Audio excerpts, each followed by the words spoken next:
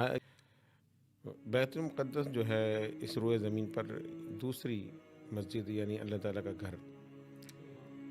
حضرت عبدالغفاری رضی اللہ تعالیٰ عنہ سے روایت ہے، بخاری شریف کی حدیث مبارکہ ہے۔ آپ فرماتے ہیں کہ میں نے نبی کریم صلی اللہ علیہ وسلم سے عرض کی، یا رسول اللہ صلی اللہ علیہ وسلم، حضور روئے زمین پر جو ہے پہلی مسجد کون سی بنی؟ تو سرکار نے فرمایا کہ مسجد الحرام یعنی کعبۃ اللہ۔ پھر آپ نے عرض کیا رسول اللہ اس کے بعد؟ تو آپ نے فرمایا مسجد اقصی۔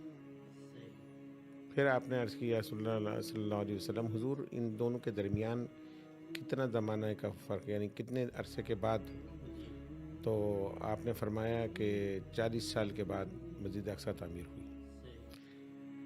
اور سرکار نے یہ بھی فرمایا کہ اگر موقع ملے تو اس میں نماز پڑھنا اس کی بڑی فضیلت ہے۔